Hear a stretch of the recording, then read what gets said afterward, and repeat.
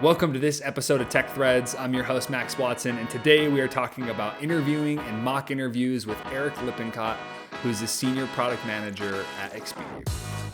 Well, Eric, welcome to Tech Threads tonight. I'm glad I could have you on. Thanks for having me. Yeah, I'm really excited about today's episode. We have some really good topics that will help a lot of product managers, whether they're early career, late career, or wherever they are on their product journey. We're going to talk about like interviews, preparing for interviews, and kind of what comes with that. But Eric, before we kind of jump into that, could you kind of give a little overview of who you are, what you do, and where you work at? Yeah, yep. So my name's Eric Lippincott. I've been in product for, let's see, about 10 years. I work for Expedia Group. And so I'm currently the product lead over partner payments and partner reservation experience. So both of those are experience layer products. And I work on Verbo and Expedia, which we call Brand Expedia. And I've been there for 2.5 years. Nice. Yeah. I know we hopped on a call Yep. before this, kind of preparing for this call, and you gave it like we talked a lot about like interviews, especially mock interviews. Do we want to start out? Do you want to dive into kind of your perspective on preparing for interviews and mock interviews? Yeah, sounds good. So I think, mocking or mock interviews is kind of one of those skills it's such a, I would say, in my sense, kind of an undervalued skill, or maybe even a thing that most PMs or maybe people in general who are looking for jobs kind of hear it and they kind of go like, I think I'm good on that. I think I'll pass on doing mock interviews. Doesn't sound like it'll help me. I think that that's because all of us sort of assume we're pretty good at interviewing, including myself, right? I think we Right. all sort of have this like idea that's like, yeah, maybe I get nervous or flub a couple questions, but like I know what I'm doing. And I think with mock interviewing, and just to be clear, when I say mock, I mean like you're meeting with people who potentially could be your peers, but most likely you don't know them. So it's not like having your friend or your cousin do it, but it's complete strangers from the internet who are trying to get a job at the same, let's say, company you're trying to get a job at. So you go into these things blindly, and you basically practice, and it's extremely awkward, which I think is some of the value in it because it's like a blind date for interviewing where you go into this thing and you just say, I'm here because I'm trying to interview at X company and I want practice. And you think it's going to go one way, like it's going to be kind of like not super rigorous. And then you get into it and you realize there's just all sorts of blind spots that you have. Mhm. Especially if you're a person who's never mocked before. And in fact, when you first start, getting into these kind of like mock interview circles and Slack groups, it's so painfully obvious that you're kind of a person who can't offer them a lot of value that people don't even want to mock with you. It's Mm. really on that level where they're like, I'm just trying to sort of learn from people who can get me to the next level, right? Like as if you were playing sports or something. You're like, I want to play with people who can strengthen my game, not play like in the driveway. Right. Yeah. And I know we talked about this earlier because we kind of both come from like sports backgrounds. And yeah, that idea of like you can only be as good as the people around you. And when you make like levels up or you want to like level up your game or like as a PM, like you need to surround yourself with people who, one, will give you feedback and two, are better than you and kind of where you want to be. Because I know you talked about and you mentioned having mock interviews not with like friends or your uncle, like with actual peers. What advantage does that? Can you kind of explain your idea behind that?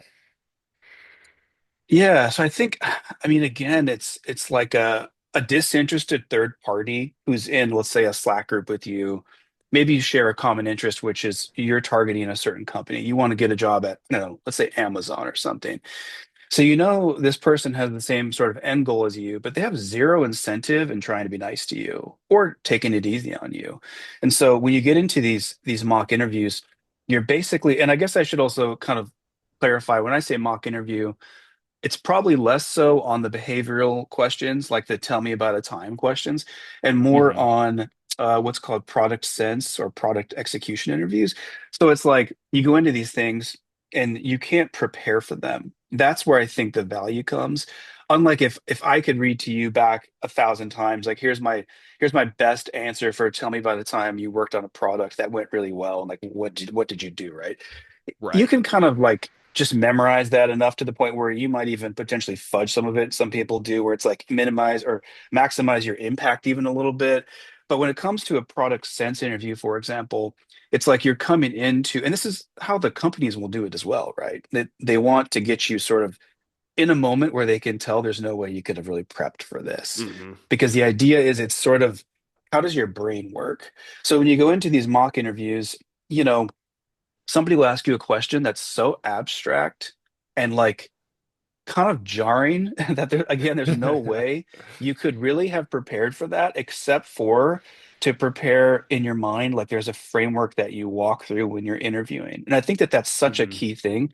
In fact, you know, to draw a parallel between programming, which I know you're a developer, I work with a guy in my current company who was telling me, sometimes engineers will go into these like code quiz parts of interviews, and then if they Hmm. don't do well, they'll come out and they'll kind of say, "Well, it was this weird framework I'd never used," and they're almost like annoyed by it, and like, "How could I possibly have gotten like a good score on this code quiz or whatever they're called because I've never even used this before?" And he was basically telling me that's kind of a cop out because the idea is Yeah. if you understand the underlying assumptions of a framework, he basically told me like it might take somebody else who's seen that framework like 45 minutes to complete the code quiz, and it might take him 3 hours, but he knows he can get through it because he understands the mechanics and the fundamentals of Hmm. programming that even if it's a made up language, he can slowly start to like work through it. And I think it's like that with product a lot too, where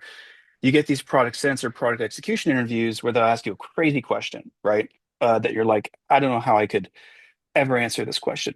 And then you get to the point where once you've done enough mock interviews, you're like, okay, actually, the question doesn't scare me anymore because I know I have a framework in my mind that I Hmm. can sort of apply, which to how I would answer a question. And that's where I think that the value comes is like that repetition of just doing it over and over and over.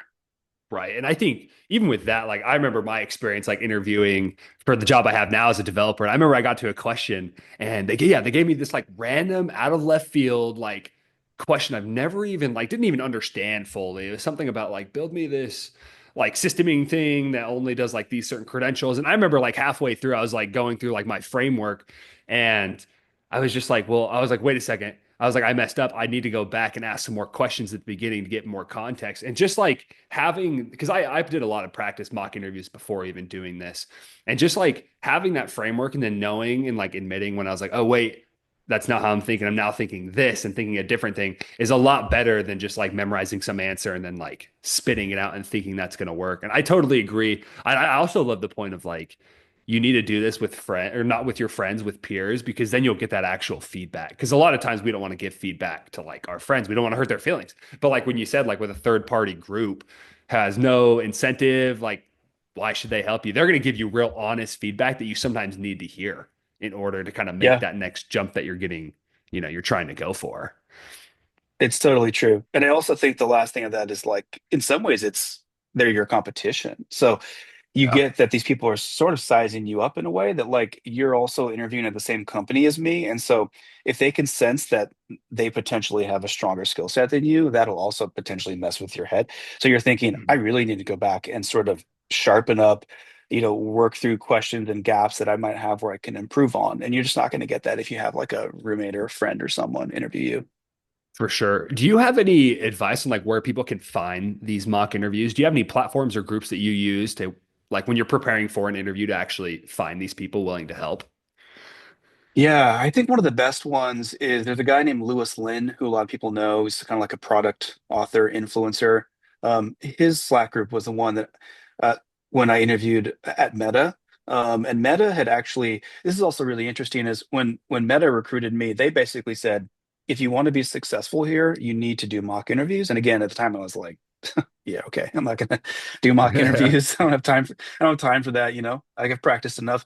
But they just said, here's a couple of groups, and they even recommended this particular group. So when you go to that group, and I can send you the link later to put in the episode Yeah, for notes. sure. When you go to that group, they have like just a group of people who are targeting Amazon, and a group that's targeting Netflix, and a group that's targeting Google.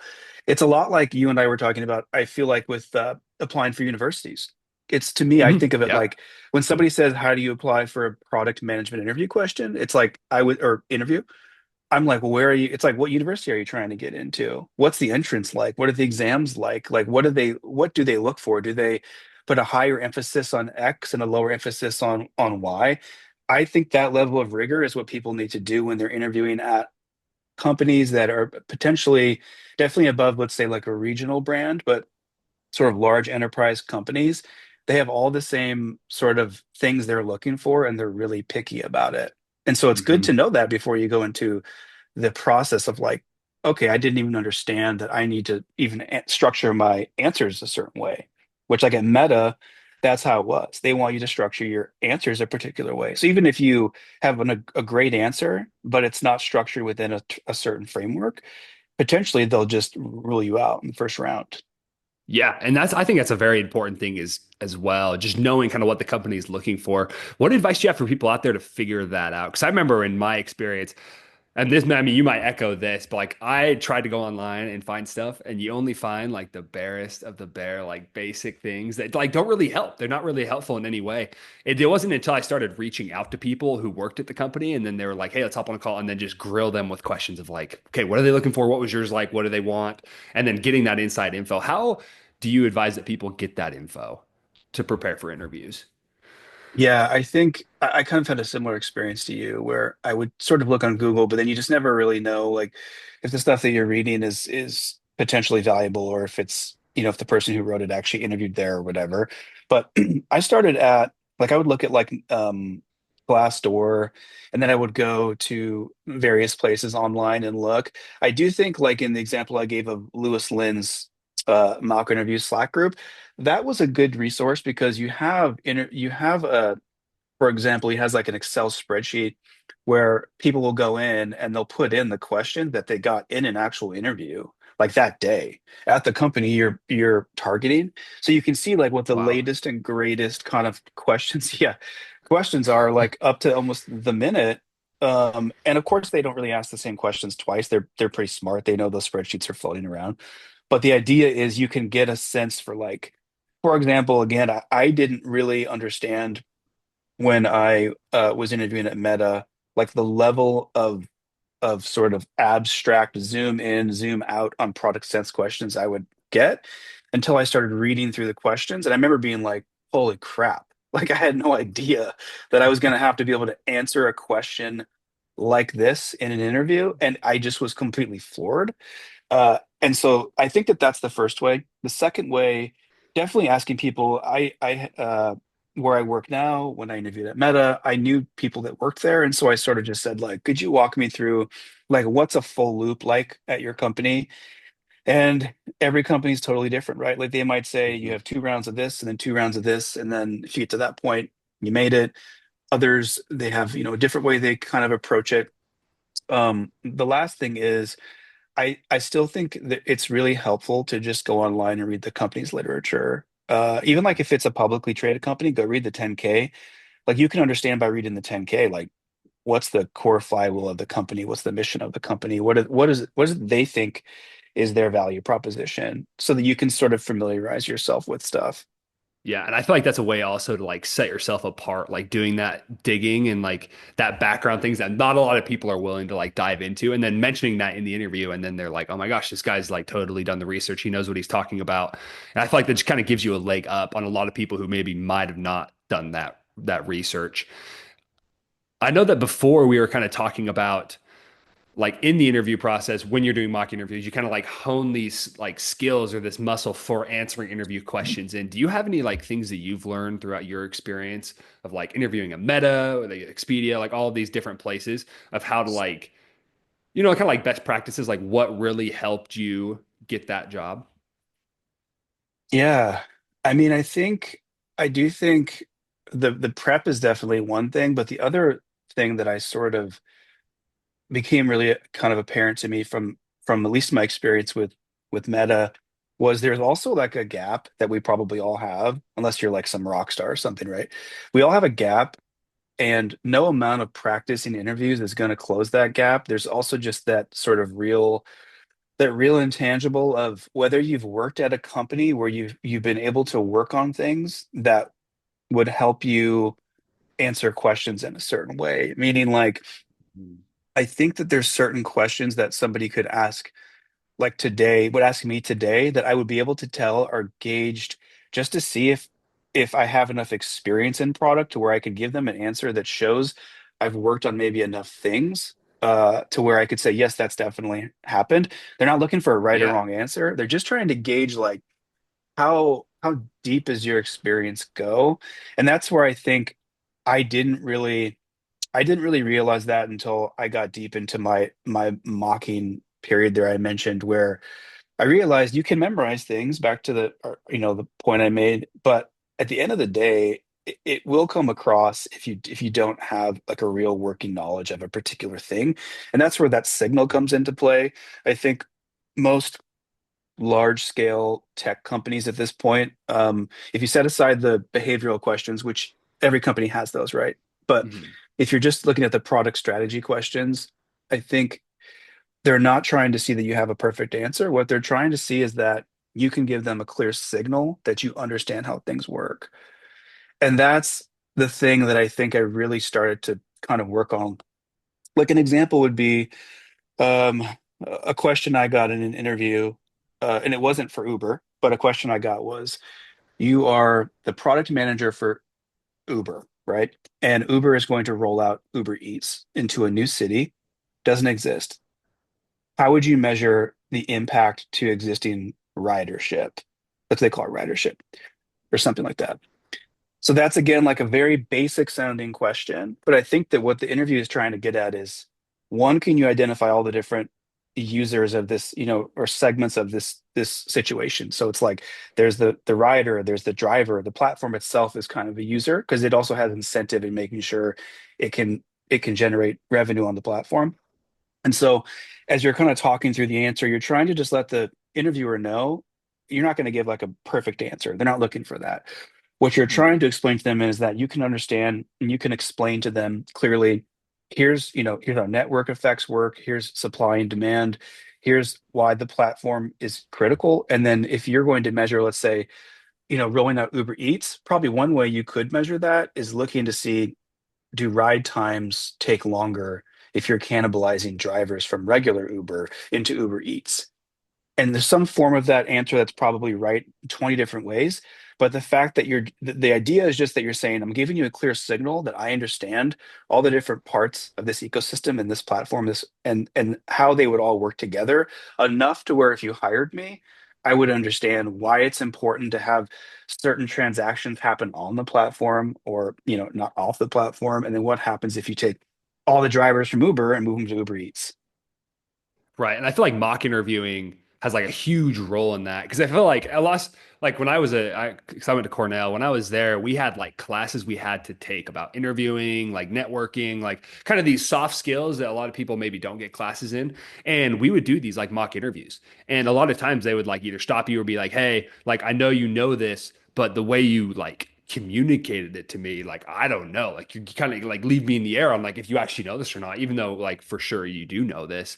And so I think there's a lot of like value that comes from mock interviewing with people that you don't know and just practicing kind of getting it out in a clear, concise way. Because I feel like I'm sure you know, like if you can say the same thing but say it two different ways, one way, if it's more clear, concise, it's like you said, kind of signaling exactly what the interviewer is looking for and the recruiters and the company is looking for, that comes across one whole different way than you saying the same thing but kind of going roundabout, kind of getting lost in it a little bit.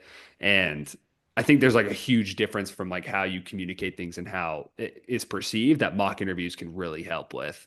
Um, 100%. Yeah.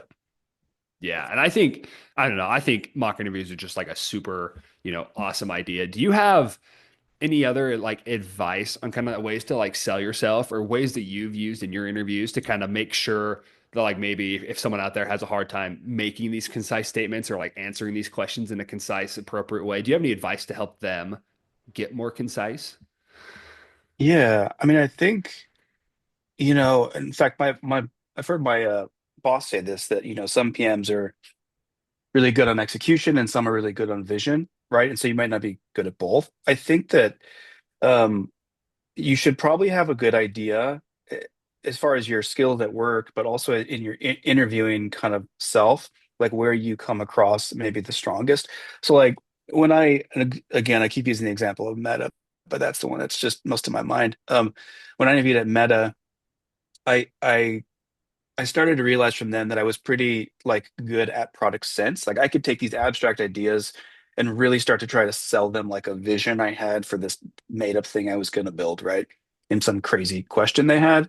And I could really start to get deep on like trying to sell them on the pain points and like, here's my vision and here's why this particular thing we want to build is like so painful for people. We need to fix it, right? Like really just try to bring them to tears almost. But then when it came to execution, that was where because I didn't have as much experience in execution, meaning I had worked on a lot of products that were like early beta products where instead of us having, let's say, tons of measurements that we could tap into, what I had was like 4 or 5 beta partners or something that we would just get feedback from them, or design partners, whatever you call it. And so I knew that I felt kind of shaky when I would go into these mock interviews for execution, and I think it just came across. And so I did, kind of continue to like work through like how I would think through answering questions, but I realized that my real like sort of strong suit that I should kind of emphasize as much as possible was more like on the product sense aspect. And then as I got more experience, I was able to kind of speak more to execution, like just from the back of my mind and try instead of like trying to figure out like, okay, if I'm going to measure this thing, like what would it be like lifetime value or some kind of like, other metric and hoping I get it right. It was a different thing for me later. But I think you have to figure out like where you're already strong and where you potentially can be a differentiator for yourself from other people who are interviewing and really work on that. Yeah. Do you have any advice for people out there on how they can kind of find these blind spots in their products? Because I know, like, for me and my example, I do a lot of like self-reflection and also just like watching other people. Like, I'll find someone who I think is really successful and like doing it really well, and I'll try to like pick apart what they're doing and try to put that into me. And like, especially with like sports, like that's all I did for like 20 years of my life is like find people that are amazing, like Kobe Bryant or like I mean, I'm not nearly as athletic as him, but like some of the moves he had, like I would steal them and use them. I'm like, he does a great job. And I think so. Do you have any advice for people out there on how they can find these blind spots that they can then kind of get better at? Yeah, I mean, one, I think it's back to the sports thing. I think practice. Like I always think about there's a speech that Tom Brady's given like a trillion times now about how he was like the backup quarterback on his team and they went 0 for 8. So it's like he didn't even get to go on the field and his team didn't win one game. He was so basically bad. And then he kept practicing and practicing and practicing. He was the only guy that would go, early in the morning to do whatever weights. And then he still had to fight for his role as team captain and when a new guy was recruited at his college. I think there's just like this no substitute for hard work. Like back to your like Hmm. studying Kobe Bryant thing. I think it's like you watch other people, and you kind of realize like, oh, same thing goes with interviewing, like with mock interviewing, especially where you're like, the way that that person answered that question was so smart and interesting Hmm. and kind of like I'm actually just blown away by the fact this person is 10 times smarter than me. I remember having that happen a bunch in the beginning where I would be like, I'm just writing down notes because you give notes to the people at the end of the interview and where you think that they could improve. But half the time I was taking notes for myself. Like I was like, Hmm. oh wow, like that the way that that person answered that question was just like insane. So I think it's like practice is definitely a big part of it of just trying to figure out like seeing other people do things and just the repetitions of it. That's the first thing that comes to mind. Yeah, no, I totally agree too. And I think like with practicing, you should always look to like find people who are better than you to practice with. And even if you might get like made fun of in these mock interviews or like they're going to roast you or roast the way you're doing it, like that Mhm. is so much more valuable than just going and like doing interviews with people that are like maybe your age or in your same career who are also trying to like fight for these jobs. Like finding people who are been there, done that. Like I remember in basketball, like I went from like my city team and my high school to like on a more national level. And I remember like the first games there, it's like, oh my gosh, like these dudes are crazy. And they'd like hit you with moves you've never seen before. And they've like done all these crazy things. But after you do it so many times and you like guard them and you play with them, you kind of start picking up the same moves, the same things that work. And then eventually you're one of the guys who's kind of like on the top level, and people are learning from you. So I think there's also something to be said about finding people who are better than you, more experienced than you, and being and doing what you want to do, and then like getting to interview with Yeah, them and like talking with them. totally. Yeah, I think you hit the nail on the head. I think like, I mean, could you imagine if you were to, try out for a college basketball team and they're like, tell us about how you take the ball down the court. And like first I stop and then I do like a pivot and then I like we'll try a jump shot unless I see this guy. They'd just be like, this is not going to tell us anything about you. It's like you have to Yeah. just watch people play. You have to watch people play on tape and then play with people. I think that's one of the interesting things about product management interviews to me is we don't have like my sister is an attorney and my father and brother are orthodontists and it's like those are two fields where you have like boards or you have board Mhm. certifications or you have like the bar exam where right out of the gate this person passed a bar exam, they know what they're doing, whether or not you like Mhm. them and they've worked on the same types of things. It's the same for like a like physician. They have a board. Mhm. If you're a surgeon, you've taken boards, you've done the even like the hands-on board, whatever it's called. People have basically vetted your clinical capabilities. So with product, it's like if you said you worked at some company that everybody's impressed with, like Google, there's no way to know if you actually were any good. Maybe you were like a person there who made a lot of mistakes. There's no way to know. So it's like you have to be able to prove these things to people without these certifications. And I think that a lot of that's just from people kind of seeing you in action and hearing your kind of methodology as you work through stuff. Oh, for sure. And like you said before, I think it's a good point of like, there's nothing to take, just hard work and actually having the experience. And like that does show in interviews, like the confidence, just like you answering questions. People can tell, I'm sure with you, like, I don't know if you're in like interviewing with like just more junior PMs, but I'm sure you can tell like right away, like, oh, is he really legit or is he kind of like fumbling a little bit? So nothing really substitutes that experience. I know we're kind of coming up on time. Do you have any last like advice or tips that you would like to give everyone in like the UPG community who are like interviewing? Because eventually, no matter what you do, you're going to interview multiple times throughout your career, whether you're a senior PM, a junior PM, an aspiring PM. Do you have any advice that you would like to give to them before we kind of wrap up? Yeah, I think like one question I get this question from time to time, especially from like new grads who are trying to move into product.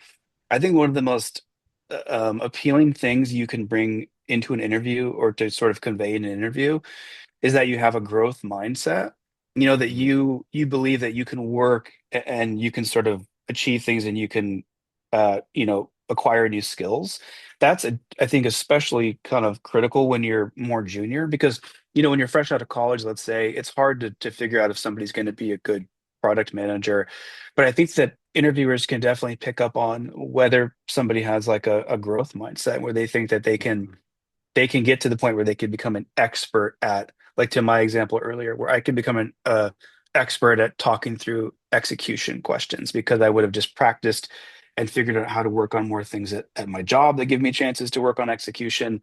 I think that that's a key thing. The second thing I'll just say is because this is probably the most common thing I hear and also I see even just in stuff online is understanding when you interview how important it is for you to be technical and what that means. Mm. So I think that some companies, um, depending upon how large they are, they might say, we don't care if you're technical. It doesn't matter. We have enough people here who are technical, or that the tech is so tightly coupled together that you have to have some understanding of how things work.